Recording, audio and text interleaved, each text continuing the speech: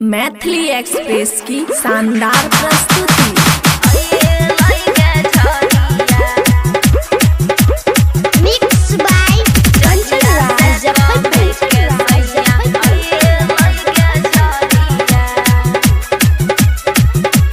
खुशी recording studio बलुआहा। सैया के बिगड़ल अदतिया गे करौ ने हमरा से बतिया गे।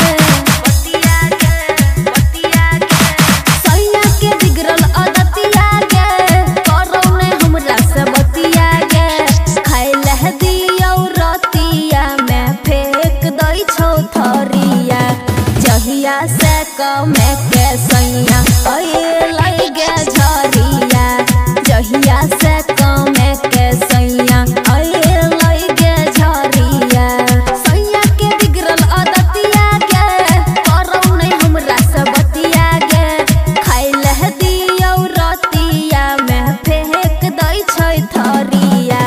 जहिया से कमे के सैया अइलै गे झरिया।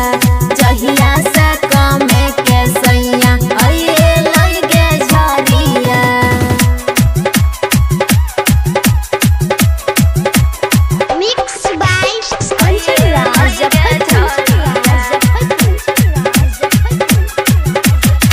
केतनो मनाबै छियै मानै नै छौ बतिया। नए जाने सवतिन कवन मार लेलकै मतिया।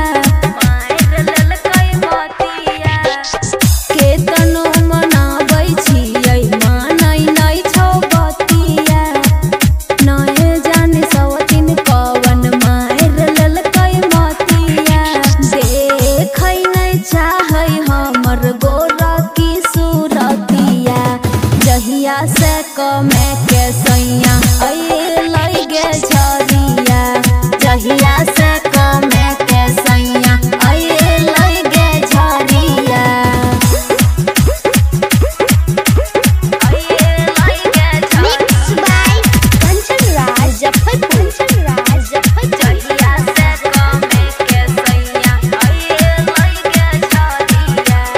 खुशी रिकॉर्डिंग स्टूडियो बलुआहा।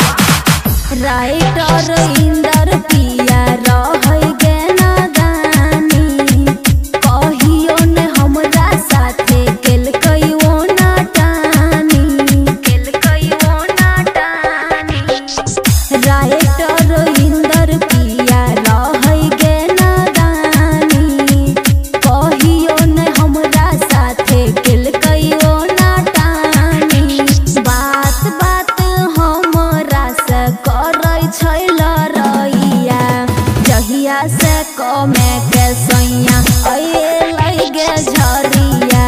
जहिया से कमे के सैया अइलै गे झरिया। सैया के बिगड़ल अदतिया गे करौ ने हमरा से बतिया गे। खाइ लह दियौ रतिया में फेंक दै छै थरिया। जहिया से कमे के सैया अइलै गे झरिया। जहिया से कमे के सैया अइलै गे झरिया। खुशी रिकॉर्डिंग स्टूडियो बलुआहा।